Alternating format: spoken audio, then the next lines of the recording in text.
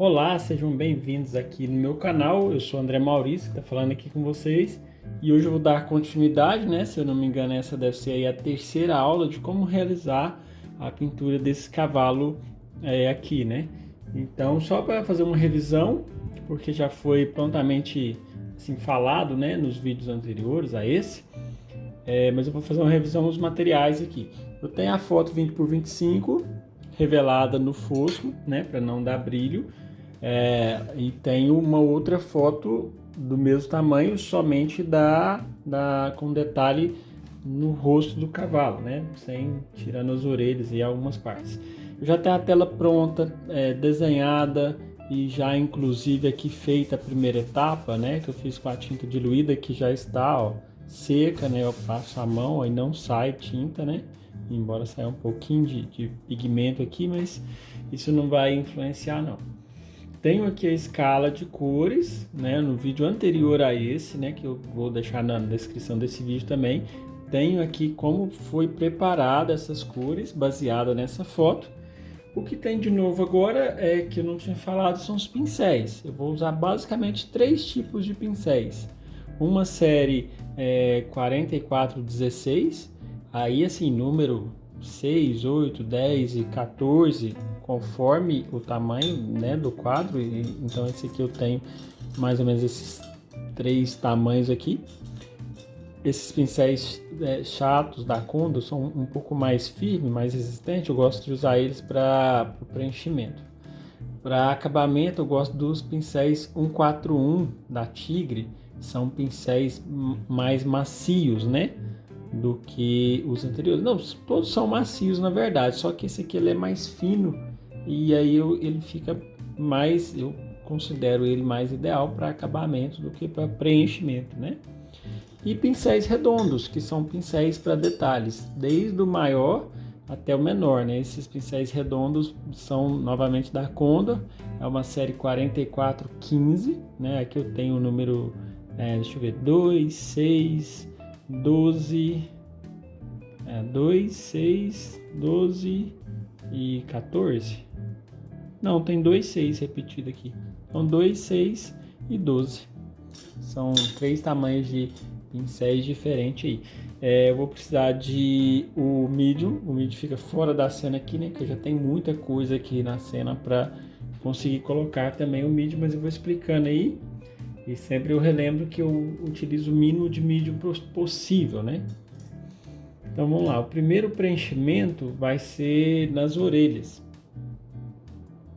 Como eu já tinha falado a respeito da ilusão de ótica, então molhei o pincel no medium e estou até tirando o excesso, só para ele ficar umidificado, né? Não para não levar muito medium. Como eu disse nos vídeos anteriores, eu começo sempre pelos tons mais escuros, né? Pelos valores mais baixos, aí o preto, né? Com um pouco de azul. Essa é a última cor aqui, né? Um pouquinho de preto e um pouco de azul. Então eu vou subindo aqui de cima para baixo, e a forma que eu escolhi de fazer primeiro o cavalo e não o fundo, né, porque o ideal seria começar pelo fundo primeiro, mas se bem que isso não tem tanto problema assim, é pelo fato de facilitar para você que assiste o vídeo. Porque se eu fosse começar pelo fundo, depois eu não poderia colocar a paleta nesse lugar para continuar pintando. E aí ficaria complicado, teria que colocar dividir o vídeo em dois para colocar um pedaço mostrando a paleta e outro pedaço, então ficaria uma coisa assim meio quebrada, né? Meio como se tivesse uma pessoa andando de muletas. Mas assim, se tiver tudo aqui juntinho, fica melhor de se poder ver bem, né? Cada um dos detalhes. Eu vou trabalhando com esse preto, e aqui eu não utilizo, né, aquele preto cromático, poderia ser, né, que seria o preto resultante da mistura, por exemplo, de verde e vermelho, né, ou de azul e laranja. O verde e vermelho é o que mais dá certo, por uma questão que o cavalo é preto mesmo, né, e é muito mais cômodo, mais prático, e eu consegui um tom padrão, né. Aqui no caso eu já estou fazendo aquelas alterações da escala de valor. O que foi, se caso você já viu o vídeo anterior a esse, no qual eu explico sobre as cores, você já sabe o que eu estou falando, né? Que foi explicado detalhadamente. Essa escala aqui está um cinza neutro, né? Que é a mistura de azul ultramar com laranja e branco. Porém, para me esfriar ela, eu coloco um pouco mais de azul.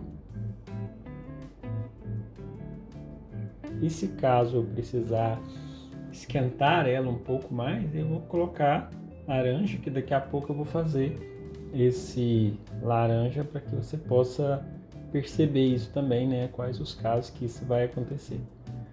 Bom, esse preenchimento eu faço ele sem muita pretensão assim de detalhes, até porque não tem muitos detalhes, né? Mas eu só fico preocupado assim em relação à cor, a manter a mudança do matiz, né? No caso aqui, como ficou uma cor ligeiramente azulada, então tem que ter esse cuidado de ir acrescentando azul e sempre dando pinceladas curtas, né? Por cima de uma base que já esteja pintada, porque dessa forma eu consigo com que a tinta que eu estou arrumando por cima, ela vá pegar em cima daquela outra, né? Feito esse escuro, eu já venho agora utilizando um pouco mais da cor laranja, porque aí eu vou precisar de uma cor um pouco mais quente, né? Então, o que caracteriza bastante essa pintura, né, excepcionalmente nesse cavalo e em muitos outros casos de animais ou objetos que tenham, né, essa maioria de cor escura, né, puxando para o preto, sempre tem essa característica de ser meio azulado, né? Quando vai caminhando para a luz, vai ficando mais um pouco mais frio, né? Um pouco mais para o lado do azul. Repara, por exemplo, a pessoa que tem o cabelo muito preto e tira uma foto e dá um zoom nas luzes do cabelo, né? Na parte iluminada. Essa parte iluminada, principalmente se for uma iluminação natural, né, como por exemplo a luz do dia, vai mostrar que o cabelo dessa pessoa, nas luzes, fica bem azul, bem para o lado azulado. Então essa é uma constante, um exercício bom de se fazer de pinturas de animal, objeto ou qualquer coisa que seja preto, para a gente, né, aprender a identificar justamente essa diferença de temperatura nas cores. Bom, pelos que podem observar, eu preenchi a parte da orelha, pelo menos a base, né? Tá faltando só um pedaço aqui do lado de fora e já tomando cuidado de manter cada cor no seu devido lugar. O fato de eu ter feito a primeira camada facilita muito. Aquela primeira camada que eu digo assim, com um pouco de tinta diluída, né? Agora a tela já não absorve mais tanto a tinta. Esse é um ponto positivo.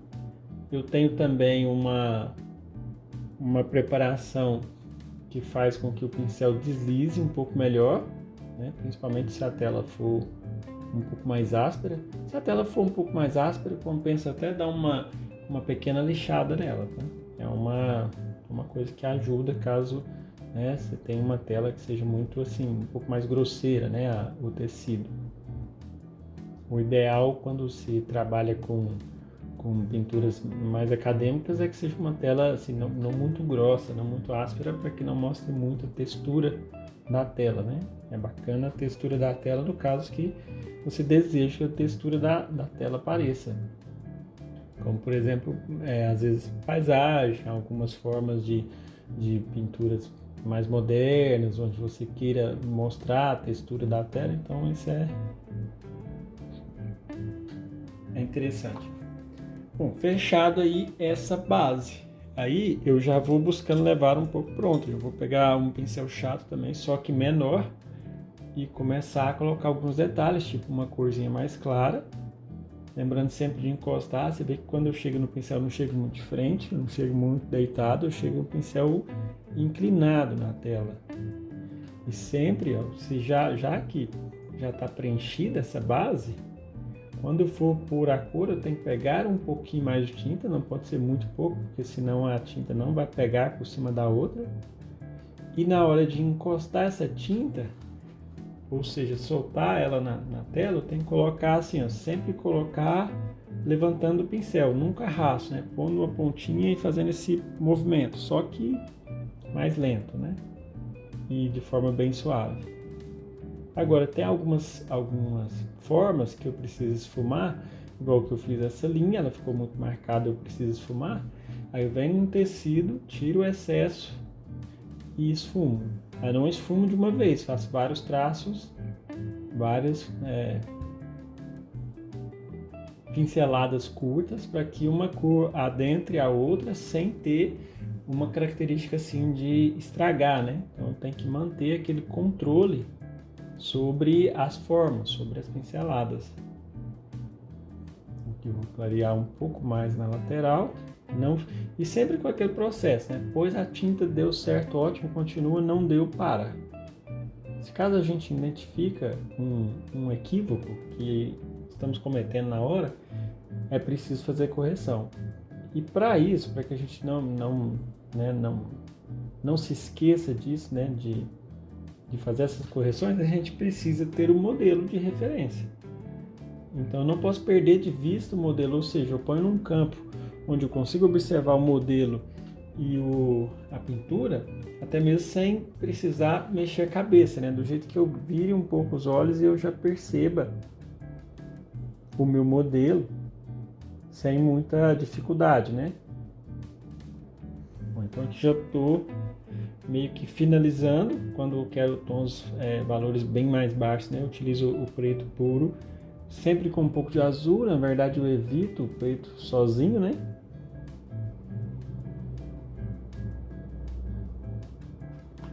E aí já venho dando por finalizada essa parte da orelha. É um tipo de orelha que é bem simples, não tem muitos detalhes a serem feitos, até porque ela está meio que na penumbra, né? Meio um pouco voltada para o lado da sombra, então não dá para identificar muitos detalhes.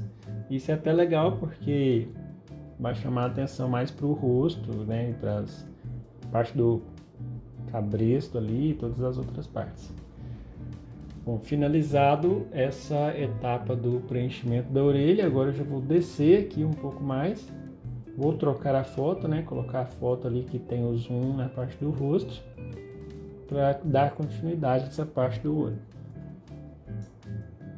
Bom, fiz uma pequena mudança aqui para que, né, focasse mais essa parte, além de trocar a foto. E aqui eu vou começar a usar, né, já com um pincel maior, né? Esse já é o número 14, porque se eu tenho áreas claras, não. Se eu tenho áreas maiores, naturalmente eu vou usar um pincel maior. Se eu vou para áreas menores, eu vou usar um pincel menor. Então, o que eu preciso pensar nesse momento? Como foi falado no vídeo anterior, tem a questão da ilusão de ótica. Ou seja, tons que parecem escuros, mas não são, principalmente, ou que parecem claros e não são tão assim, né? Ou seja, interpretação equivocadas sobre algum valor. Então, o ideal é que eu tenha em mente a ideia de que eu preciso preencher todos os escuros primeiro. E até para preencher todos os escuros primeiro, eu preciso pensar que eu preciso continuar com aquela característica de se observar o quadro, observar o modelo, né, no caso, o quadro não, o quadro também, utilizando os olhos entreabertos. Ou seja, vez ou outra que eu viro para a imagem para olhar para a imagem, eu procuro fechar um pouco os olhos para que a imagem fique ligeiramente embaçada, né? Dessa forma eu vou conseguir ver melhor todos os detalhes aí. Então estou preenchendo, ó, todos os pretos, né? Lembrando sempre de acrescentar um pouco de azul a esses pretos. Por isso que é bacana e é uma coisa necessária no momento que eu preencho todo o desenho, né, no caso, eu fazer esse mapeamento. Aqui, na verdade, o desenho já foi feito 2 vezes, né? A primeira vez na qual eu fiz utilizando o retroprojetor, já fui me familiarizando com as formas, com os tamanhos e as linhas e tudo mais. Numa segunda etapa, na qual eu fui realizando o desenho com a tinta, né? Fazendo a marcação dos valores e das cores. E agora, num terceiro momento que eu estou pintando. Então eu posso dizer, afirmar, que não é a primeira vez que eu estou vendo essa imagem, assim. Sem falar do momento que eu também fui, né, olhando a imagem para preparar as cores, que não foi, né, assim, uma observação tão detalhada quanto na hora de pintar, mas que também não deixa de ser uma observação aí do modelo. Então está feito todas, né, foi preenchida em todas as partes que a gente pode se chamar de pretas, né, as partes mais escuras, os valores mais baixos. Eu vou começar a utilizar agora os valores médios e intermediários para começar a preencher as partes que faltam. E aqui lembrando, aquelas cores que estão nesse lugar que parece que são mais claras do que são, mas não são. Já tinha feito o teste, né? Isso foi amplamente explicado, né, na aula anterior. E à medida que eu vou avançando para as partes mais claras, eu utilizo o azul. Aqui é bacana eu pensar uma coisa. Primeiro eu utilizo um azul puro, encostando preto, que praticamente não dá diferença, mas o macete está justo aqui, ó.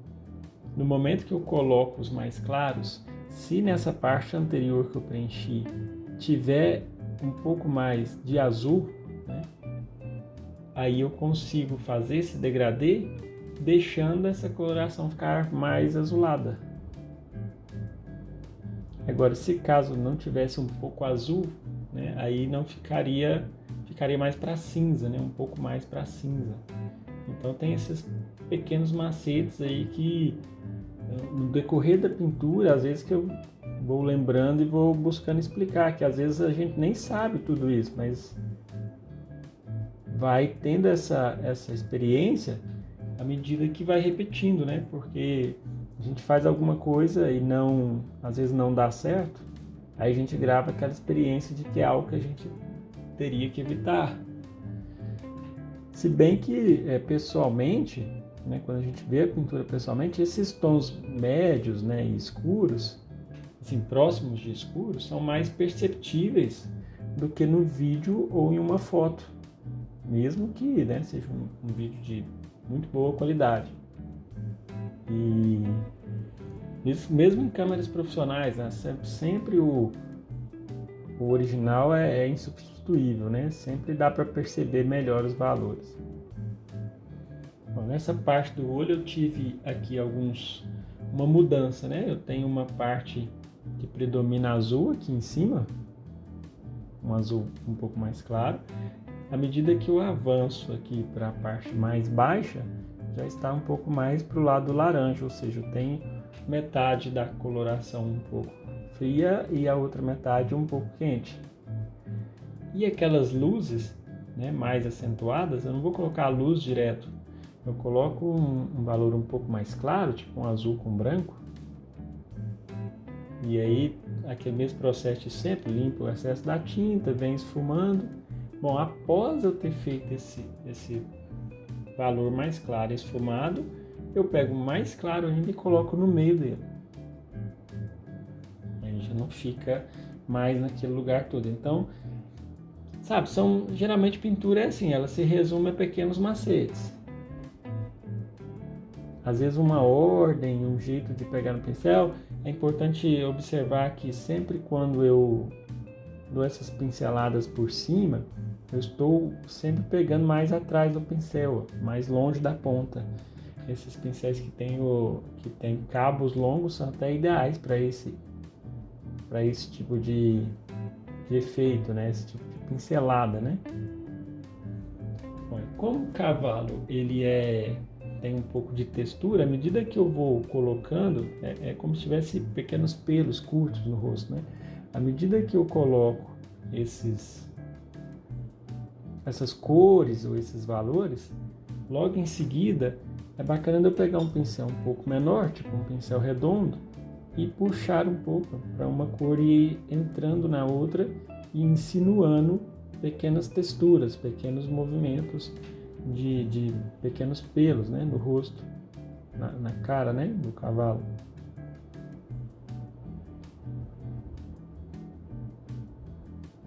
E aí eu vou tentando dessa forma levar o desenho, levar a pintura pronta, né, sem muito voltar para dar retoque, até porque a primeira etapa, que foi aquele de desenho base um pouco preenchido, já ficou para trás. Agora já é etapa de definição, embora eu possa voltar e fazer mais alguma aplicação em seguida.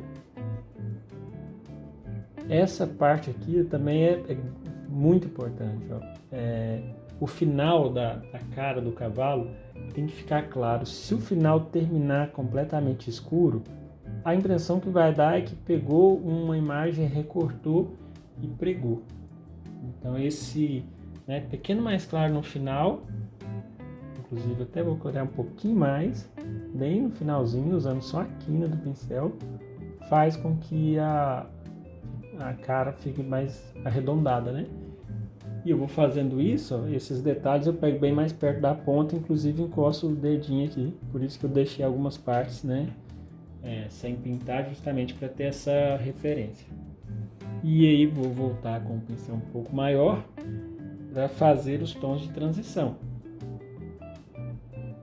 Então aqui valores escuros, mas já que tem um pouco mais de branco, né? Para fazer essas transições, lembrando sempre de identificar o que é quente, o que é frio na pintura.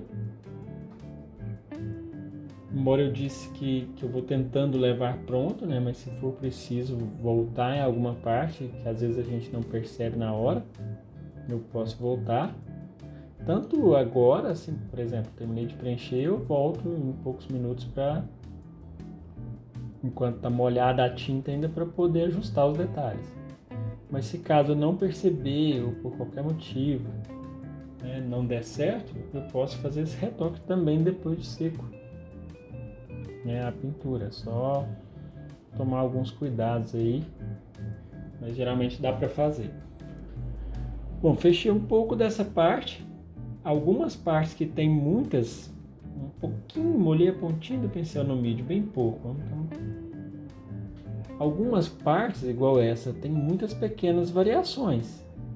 Partes que tem pequenas variações, eu busco preencher de um valor base, ser um pouco aproximado, igual ali não é muito escuro, nem é muito claro.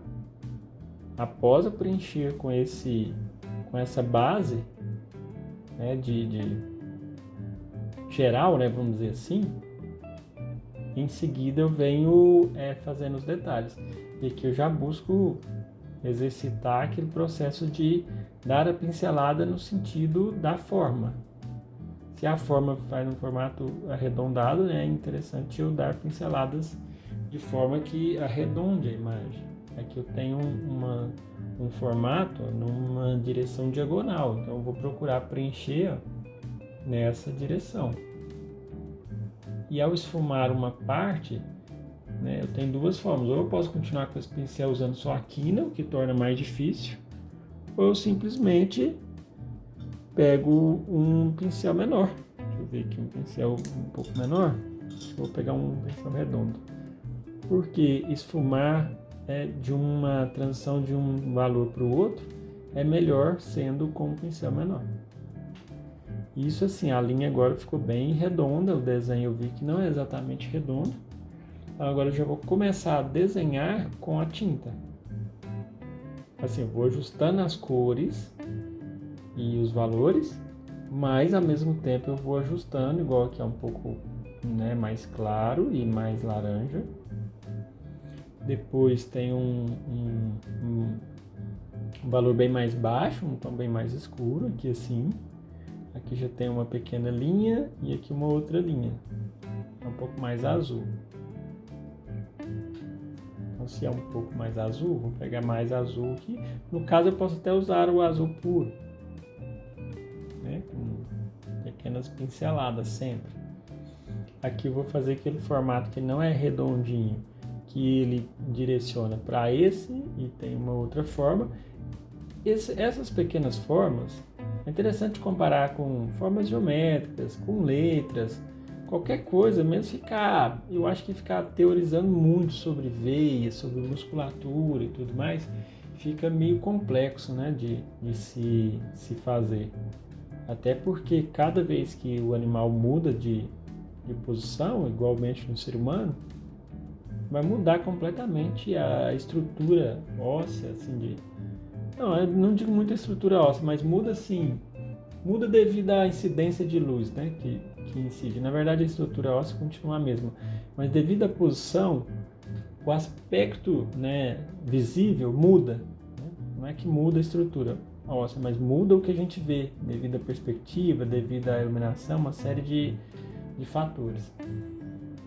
Então, por esse motivo, não é muito assim recomendável ficar teorizando muito, né, sobre, né, o cavalo, a textura, os músculos e a veia e o nome dessa veia e o nome daquela outra. Isso é muito bom, né? Se aprender tudo isso é ótimo, melhor ainda. Mas desde que isso não atrapalhe o seu aprendizado, né?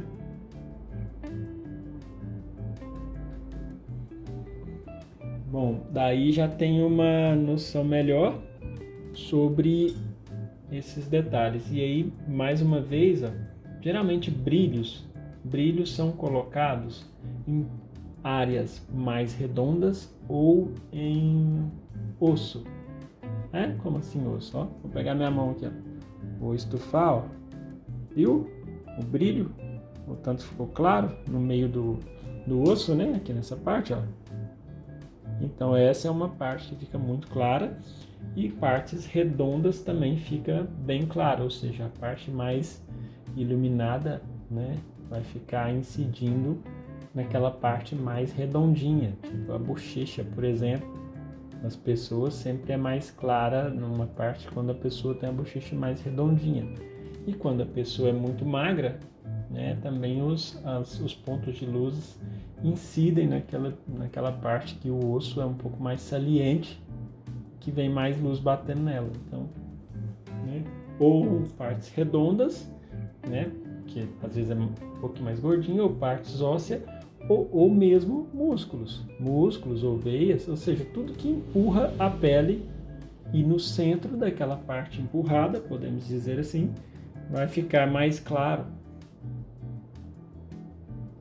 Então tem algumas dicas e orientações que se aplicam a praticamente todos os objetos, as formas e todos os temas da pintura, né? Bom, essa parte está preenchida. Agora eu vou passar para essa aqui, ó, que é o valor médio. Lembrando que eu posso voltar ali daqui a pouco, à medida que eu vou avançando, para fazer algumas correções. O fato de eu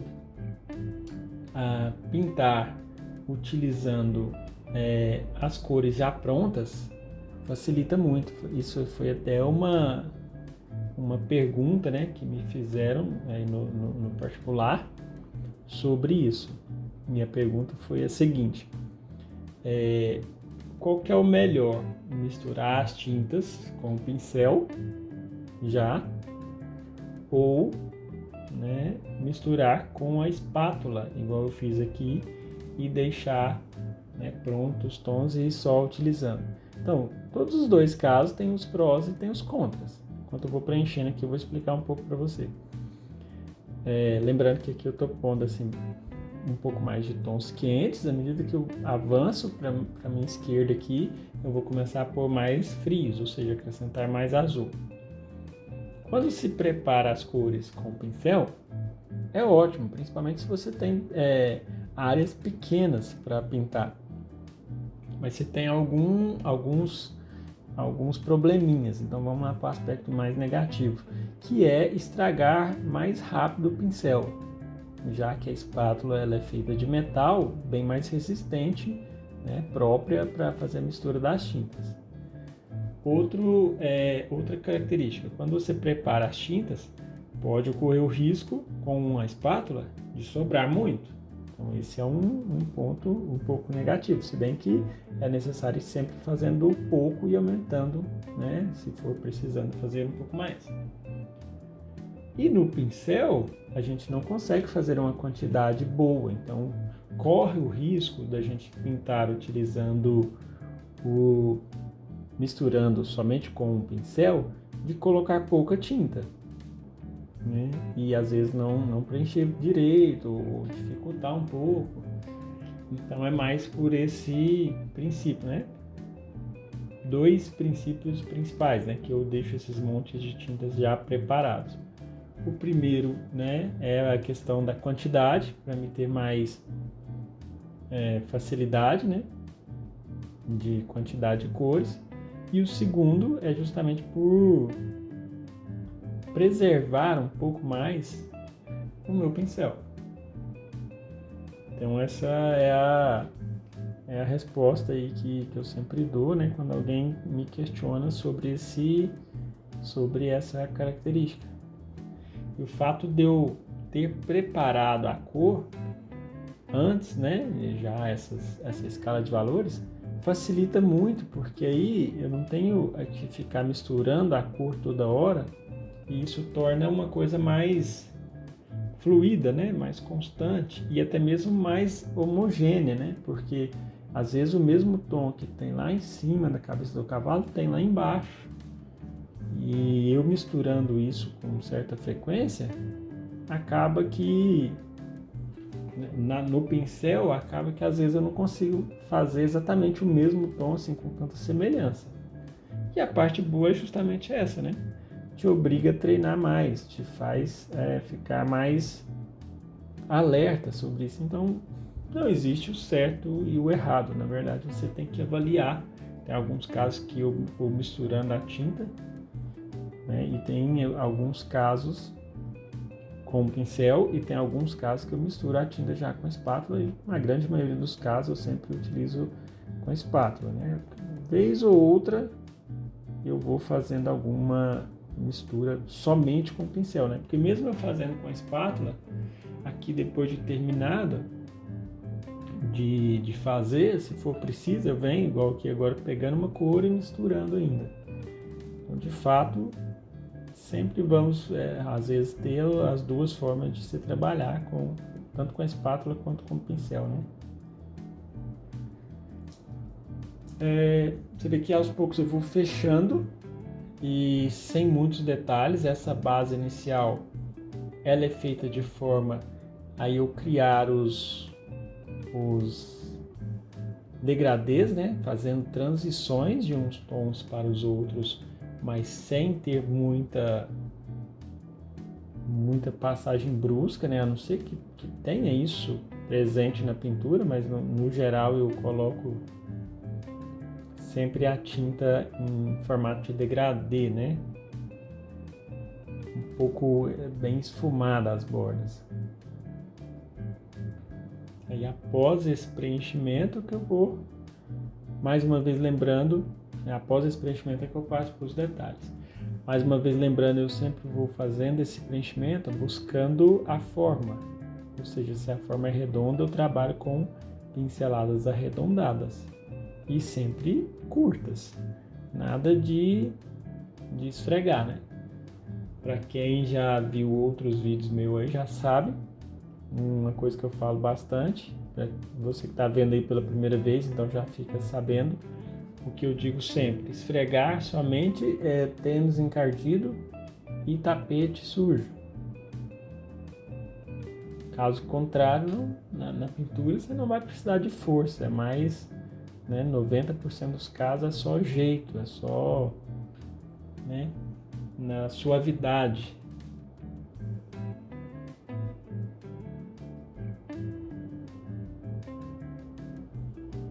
Bom, tá praticamente finalizado o preenchimento inicial na parte aqui da cara do cavalo, pelo menos o que está assim próximo à linha dos olhos aqui, né? Seria o centro aqui do cavalo. Pálpebras é importante eu deixar umas partes um pouco mais claras e outras mais escuras para conseguir fazer esse degradê, né? Para conseguir mostrar que é uma superfície arredondada, que não é algo plano. Aí sim, agora terminado, aí agora eu começo a colocar a textura. Então vou caminhar aqui para colocar essa textura da seguinte maneira. Eu pego um pouco mais de tinta, inclino o pincel e agora eu já tenho que observar com mais atenção qual a direção desses fios. Então aqui estão na diagonal subindo, né? Inclinado aqui para o lado esquerdo.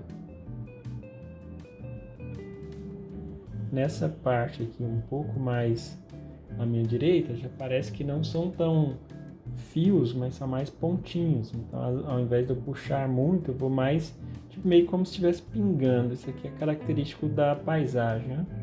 Criar texturas, né? Tanto em vegetações quanto em gramíneas, né? Alguma coisa assim. Eu vou criando essas texturas, pondo o pincel de forma, né, com o pincel bem deitado. Se caso eu achar que ficou muito, né, que não ficou muito legal, eu venho esfumando, ou seja, passando o pincel, eu limpei aqui, tirei o excesso da tinta e eu venho passando esse pincel para retirar o excesso.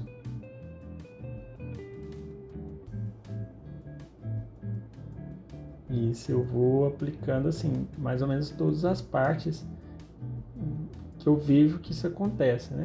Interessante que aqui, ó, se tiver essa pincelada, ela já é em outro sentido.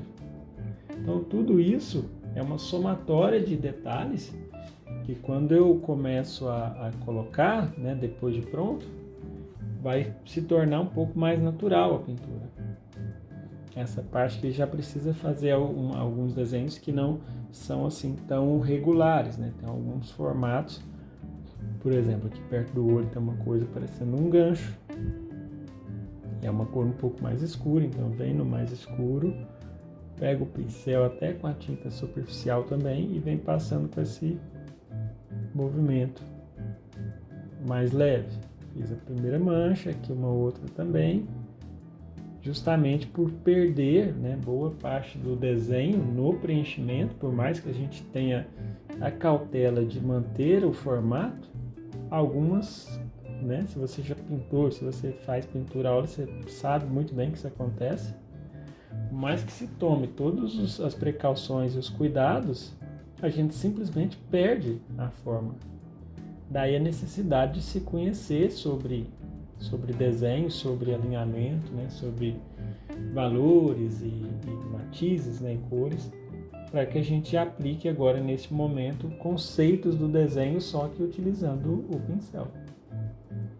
Aqui eu estou buscando diferenciar, colocando alguns tons mais frios em alguns lugares, enquanto alguns outros eu vou colocando um pouco mais de tons quentes, que tenham um pouco mais de laranja.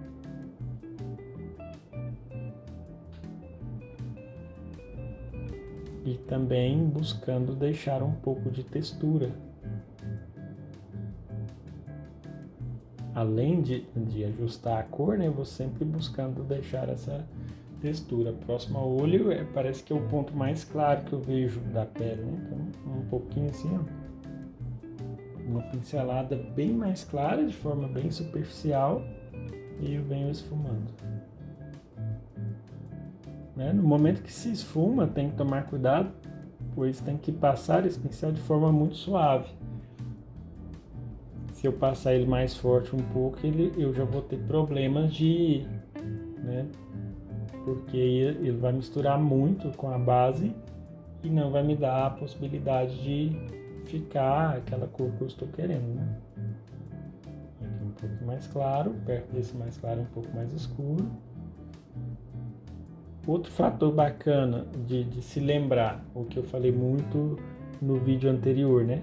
Sobre a ordem.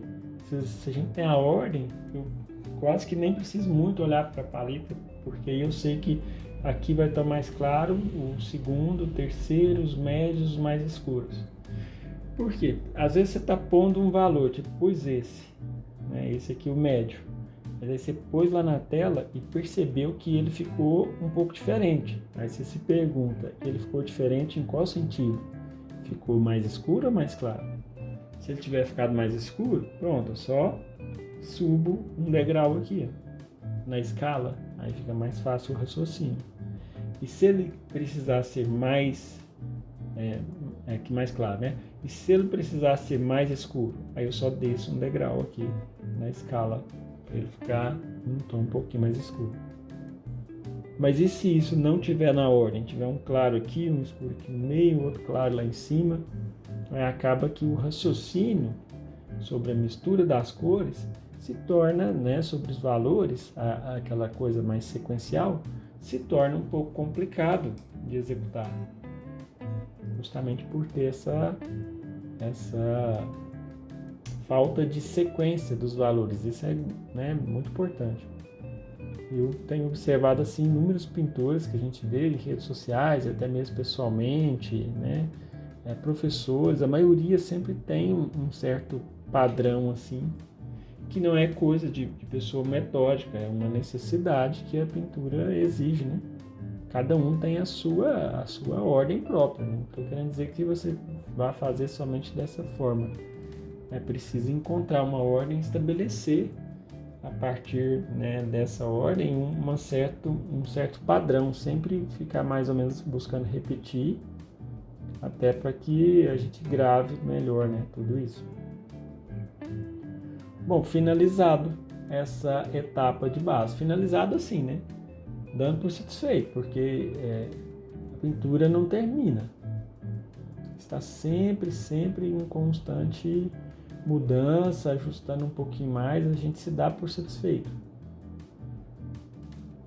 Eu vou dar uma parada por aqui, eu estava olhando aqui só essa última etapa aqui de acabamento do rosto, né? Já ficou bem longa, e aí para não ficar muito cansativo, vou parando por aqui, encerro aqui, fazendo os meus agradecimentos de você acompanhar aí até no final de mais uma aula. Peço que dê aquela força aí, como sempre faço, né, de curtir o vídeo, né, de compartilhar, para que esse conteúdo cada vez mais vá sendo mostrado para um número, né, maior de pessoas. E a gente vai se encontrar no próximo vídeo, onde eu vou explicar como realizar essa pintura do olho aqui e demais partes demais partes desse cavalo também. Então é isso, um grande abraço aí e até a próxima aula.